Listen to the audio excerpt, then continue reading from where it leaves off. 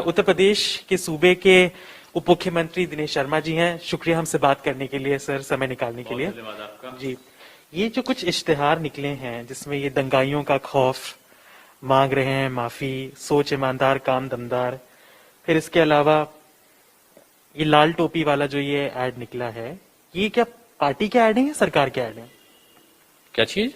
ये जो ऐड है, फुल पेज के आधे पेज के ऐड हैं, ये पार्टी के ऐड है या ये सरकार के ऐड है? अरे पार्टी टिकट का होगा, ये सरकार ने दिया, आपको नीचे लिखा हुआ है, जिसका भी दिया है, जिसने दिया है उसका नाम लिखा होगा। ये तो पॉलिटिकल एड्स हैं। जो भी एड दिए गए, मैंने इसमें अभी आप हमको तत्काल दिखा रहे हैं, इसमें सूचना आयोग का एक लोगो बना हुआ है। जिसने दिया होगा उसका जिक्र होगा इसमें। और इसका मकसद सीधे सीधे है, अगर आप इसको दूसरी तरफ ले जाना चाहते हैं या आपका कोई एजेंडा पहले से तय है तो उस एजेंडे को आप पूरा करो। लेकिन एक चीज आप याद रखो हमेशा, अगर माफिया में फर्क दिखाया है तो उसमें गलती क्या की है सरकार ने? आप जिसको इसको स्टंट बनाना चाह रहे हैं, अब उसको रख दीजिए, मुझे पता है। ये टैक्स पेयर के टैक्सपेयर पॉलिटिकल एड्स क्यों निकल रहे हैं? टैक्सपेयर को बताना जरूरी है सरकार के कामों को। और सरकार आज से नहीं, जितनी योजना तो कोई सरकारें लिखी थी, नहीं है इस वाले ऐड में, किसी सरकारें योजना थी, की तो कोई बात नहीं है जिसपे पैसे खर्च हुए हैं। वो सारी सरकारें अपने अच्छे कार्यों का वो देती है। ये योजना ही है दंगा से मुक्त करना, ये योजना नहीं है क्या? अब इसको योजना नहीं मानते हो?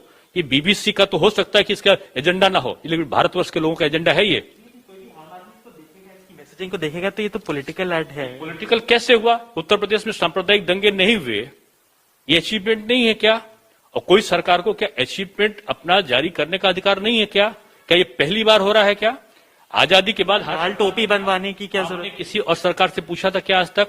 लाल टोपी तो एक राजनीतिक पार्टी का। से पूछा था क्या आज तक?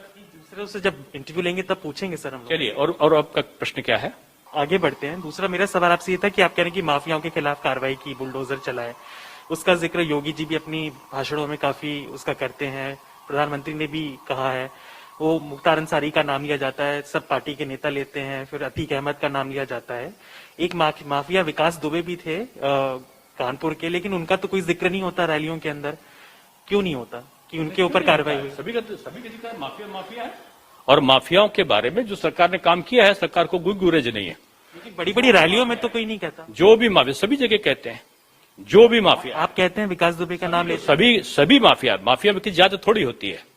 माफिया जब आप जाते हैं भाषण देते हैं तो आपके प्रश्न का तरीका गलत है। आप बीबीसी से सम्मानित से हो, किसी चीज को आप अपनी बात को किसी से मनवाने वाले प्रश्न नहीं करने चाहिए। ये व्यक्ति विशेष का जो एजेंडा होता है, उस प्रकार के प्रश्न करता है। आपने एक प्रश्न किया, उसका मैंने जवाब दिया कि माफिया की जात के आधार पर प्रचारित नहीं होता, जो माफिया है उसके खिलाफ कार्रवाई, मेरा जवाब है।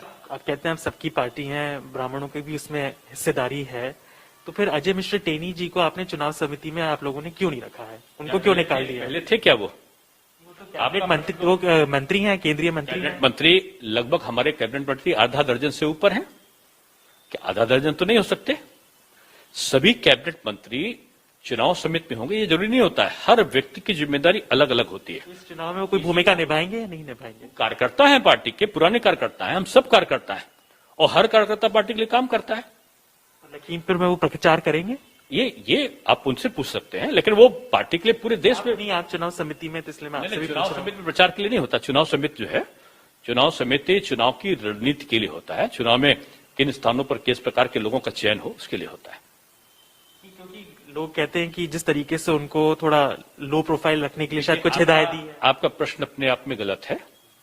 जब कोई चीज माननीय कोर्ट में विचाराधीन हो तो उसके बारे में न तो प्रश्न किए जाते हैं, न तो उत्तर दिए जाते हैं। पॉलिटिकल करियर तो कोर्ट में विचाराधीन नहीं है। इतना नहीं, पॉलिटिकल करियर में हमारे गृह मंत्री है ना, वो देश को संभाल रहे हैं। उत्तर प्रदेश का चुनाव हो रहा है, वो पार्टी का इतना बड़ा ब्राह्मण चेहरा है, तो उनको क्यों भूमिका कोई नहीं दी जा रही है? वो हर जगह भूमिका है उनकी।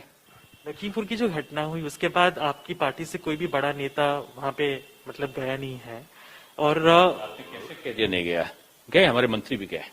ब्रजेश पाठक गए हैं। आप चाहते कि पूरा मंत्रिमंडल चला जाए, तो अगर आवश्यकता होगी तो जिसको जो जिम्मेदारी सौंपी जाती है वो करता है हमारे वहां। और हर व्यक्ति जी, एक संवेदनशील सरकार है। जो भी पीड़ित थे उनको हमने मुआवजा भी दिया है, उनकी जो भी और आवश्यकता हो सकती है उसको हमने संपूर्ति किया है, और जितनी भी मदद कर सकते थे सरकार ने की है। जब कृषि कानून वापस लिए गए तो प्रधानमंत्री ने खुद किसानों से माफी मांगी थी, तो क्या जो 4 किसान मारे गए थे वहां पे लखीमपुर के अंदर, उनके किसान, उनके परिवार वालों से माफी मांगना किसी ने सही नहीं समझा, या जो उनके साथ हुई? जो प्रकरण चल रहा है दुर्भाग्यपूर्ण घटना है, और किसी भी दुर्घटना का कोई किसी प्रकार से उसको दुष्प्रचारित नहीं किया जा सकता।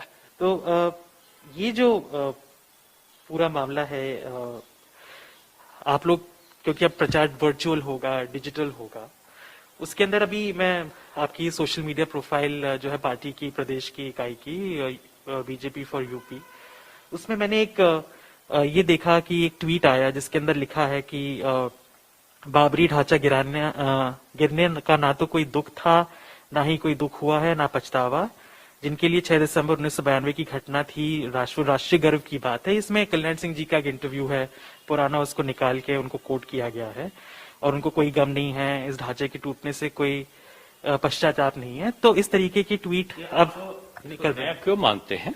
नहीं, मैं नया नहीं मांग रहा हूं, मैं ये कह रहा हूं सर कि क्योंकि उसमें एक वर्डिक्ट, सर मेरा एक सेकंड में सवाल पूरा करूं, आपसे रिक्वेस्ट कर रहा हूं कि अगर इस चुनावी माहौल के अंदर, क्योंकि वो मस्जिद गिराई गई, जैसे भी गिरी, जो भी हुआ, उसके बाद कोर्ट का फैसला आया, वो मेजोरिटी पक्ष में उसमें फैसला आया, लेकिन इस तरीके के ट्वीट करना कि किसी को उसके ऊपर कोई पश्चाताप नहीं, वो भी पार्टी के हैंडल से, क्या इसकी जरूरत क्यों महसूस होती है पार्टी को? पार्टी को हमेशा पार्टी के जो भी नेताओं के वक्तव्य होते हैं, आपने तो एक सुनाया है, और जो भी जितने वक्तव्य होते हैं नेताओं के सभी ट्विटर हैंडल पे होते हैं हमारे। हम थोड़ी ना बना रहे हैं, ये तो ट्विटर हैंडल पे लिखा जा रहा है कि किसी को कोई पश्चाताप नहीं है, कोई वो नहीं है। ये मुद्दा पार्टी न लोग आगे बढ़ चुके हैं तो फिर पुराने जख्म कुरेदने की क्या जरूरत है? कोई जख्म बीजेपी कभी कुरेदती नहीं है। अगर टॉयलेट दिए हैं, शौचालय मिले हैं, इज्जत घर, तो मुसलमान को भी मिला है, हिंदू को भी मिला है। अगर अच्छी बात है, मैं ये नहीं कह रहा हूँ कि वो बुरी बात है। प्रश्न करेंगे, मेरा भी तो सुनेंगे। अगर आवाज दिए हैं तो बराबर से जितना उनका प्रतिशत, उससे भी ज्यादा हमारे अल्पसंख्यक बंधुओं को हमने दिया है, और सभी को बराबर से हिस्सेदारी मिली है। अगर बयानों की बात करें तो बयान तो कई सारे दिए जा रहे हैं। पतंगा पर नहीं मारेगा उसकी बात नहीं करी आपने। कार सेवकों पर जरूरत पड़ी तो गोली चलवाएंगे, उसकी बात क्यों नहीं करी आपने? तो हम जिन पे आरोप लगते हैं उनसे वो सवाल, गलतियां करते ही रहते हैं, उसकी बात क्यों नहीं करी आपने? ये तो हम सवाल समाजवादी पार्टी से पूछेंगे ना। तो आपको मैंने अपना जो हमसे पूछा आपका जवाब दे दिया। सर, ये जो धर्म संसद हो रहे हैं, हरिद्वार में हुआ, फिर उसके बाद रायपुर में हुआ, उसके अंदर जो जैसे हिंदू महासभा की अन्नपूर्णा जी, उन्होंने 20 लाख मुसलमानों को मारने की बात कही, फिर उसके बाद आप वो प्रश्न मुझसे कर रहे हैं जिसका मुझसे या मेरी पार्टी से संबंध नहीं है। ये लोग तो उत्तर प्रदेश में रहते हैं। इसके लिए धर्म संसद से जो आयोजन करता है उनसे आप बात करिएगा। मैंने जब सुना नहीं, मैंने जाना नहीं, तो उसका जवाब मैं कैसे दे सकता हूँ? लेकिन आपको क्या लगता है प्रिंसिपल के आधार पे? मैंने जब सुनूंगा तब मुझे लगेगा। मैं आपकी बात पे इसलिए विश्वास नहीं कर सकता कि जब मैं वक्तव्य सुनूंगा तब मैं उसका जवाब दूंगा। अभी मैंने वक्तव्य, ठीक है, मान लिया आपने वक्तव्य नहीं सुना है, लेकिन एक धर्म संसद जो है उसमें एक धर्म के विचारों का एक तरीके से की गोष्ठी होती है, तो उसमें भड़काऊ बयान देना और हेट स्पीचेस देना, नहीं, क्या वो गलत बात है या सही बात है? जब कहीं आएगा तो हम कहेंगे। मैंने तो कहा मेरा तो नारा ही सबका साथ सबका विकास है। 16-17 दिसंबर से ये सब चल, जवाब दे दिए कि सबका साथ सबका विकास मेरा है, उसमें भड़काऊ चीजें कहाँ आती हैं?